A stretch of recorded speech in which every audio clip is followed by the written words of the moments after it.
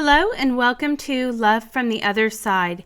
If you are on this video, perhaps you too are in need of hope. We bring you stories from around the world of people who have shared their near-death experiences. While you may not agree with everything they share, we ask that all comments be kept respectful and kind. With that being said, let's get started with today's video. We are going to start off today with a post titled Top 10 Things I Learned During My NDE. Number 1. I expected death to hurt. It took me a few seconds to even figure out that I was dead. We actually don't die. Our souls live on. Number 2. I was surprised to learn that I picked this life. We all did. Earth is nothing more than a school. We came here to learn, to experience life and love. Number 3, the unimaginable beauty of it all. Between the flowers and the music, my words can never do it justice. Number 4, just how much I am loved. Don't ever think that you are not loved. The love I experienced was like being wrapped in a warm cashmere blanket when it's freezing cold outside. Number 5, I was surprised that the Creator has a great sense of humor. Number 6, just how connected everything is. I can't stress this enough. We're all connected, not just to each other, but to our environments.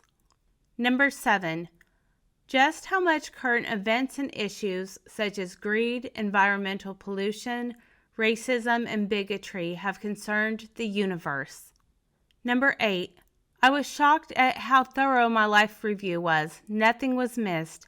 Experiencing all your life events through everyone's viewpoint is humbling. Number 9, it would shock people if they knew just how close their deceased loved ones actually are. Number 10, the amount of knowledge that I knew once I crossed. If I thought the question, I knew the answer. We all have that ability. And probably the most amazing part is that we all knew this, we just forgot. Love you, everybody. You'll thank me later. Wrapping up today, we are sharing an account that explains a shimmering river of life. I was a pedestrian pushing a disabled car when it was struck from behind. I was between the cars and the impact was so great that it bent the frame on both of the cars. I regained consciousness on a gurney in the emergency room. I knew I was going to die and welcomed the release from the pain. Because of my religious upbringing, I was expecting a man in a white robe on a golden throne to greet me. As I died, there was a cessation of all feeling, and blackness closed in, and light shrank to a pinpoint. I felt myself falling backward into the blackness, and a cool sensation of wind. I felt myself turn, and then a pinpoint of light appeared in the blackness. I came out into the light and was in the upper corner of the ER looking down at my body on the gurney. I was not disturbed by being dead or seeing my body on a gurney. I was in a state of euphoria and a sense of perfect peace and being. I had no pain, no wants or needs of any kind. I had a sense of being home. I sensed a presence behind me and then had a communication. This was beyond telepathy. This was not hearing words in my mind and translating them into thought. This was a knowing, as the other presence knew. It was an instant sharing of knowledge. I had no interest in asking questions or in seeing anything. I was completely at peace. I was then made to understand I was to return. At this point, I had my first want, the desire to remain. I wanted to know why I was to return. The wall beyond my gurney became transparent, and I was shown what appeared to be a flowing river. It was silver and shimmering as it flowed. The drops in the river were each a different color, yet all flowed together as one body of water. Nothing gave me the impression this was actually water or a river, but this is the best descriptive narrative that I can be given of something I witnessed for which there are no words.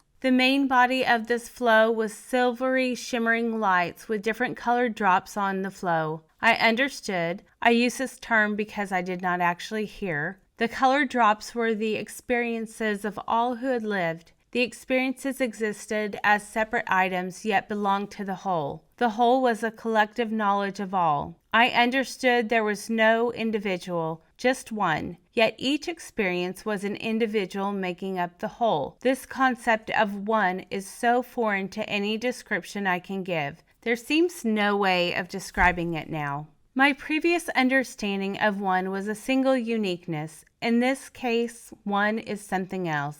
Many being one, and one being many, both existing simultaneously in the same time and space. These colored drops contained each experience down to the memory of every cell division, every thought. All experiences were known at once by the collective consciousness that was the stream.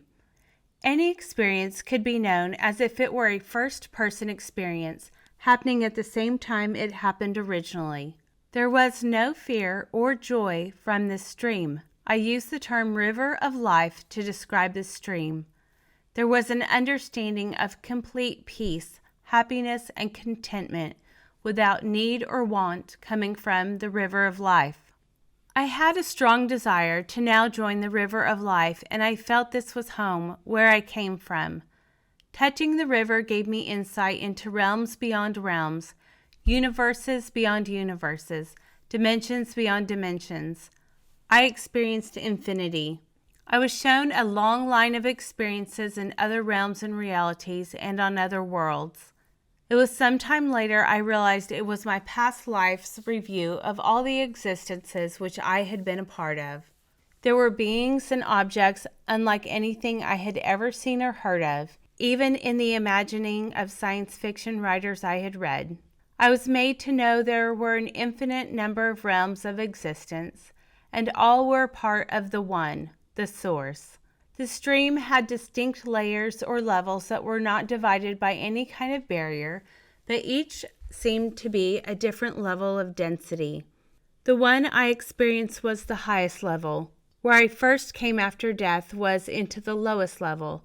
I call it the in-between place, or the lowest level of transition. That stream of consciousness and knowledge is what might be termed the mind of God. I understood that I was not to join the river of life at that time. I was to go back. At this understanding, I began to have fears and questions. I again reiterated I did not want to go. I understood I was to go back. I then was made to understand that there would be great pain. I did not want to face the pain that awaited me. I understood the pain would be great and it would change and mold me. I wanted to know why and what I was to do. I was flushed with two sensations, one after the other. One sensation was the sense of an action being right, and that brought a brief moment of total peace and comfort I had experienced. The other was a sensation of an action being wrong. The sensation for the wrong was a darkening of the light and cold. At that point the light dimmed and I felt myself falling backwards into the darkness. There was a cool wind and I felt myself turning. There was a pinpoint of light in the darkness and I re-emerged into the light on the gurney and in my body. I was mostly unconscious for the next 30 hours and underwent surgery. I understood from family members that I died again, but I did not have another experience.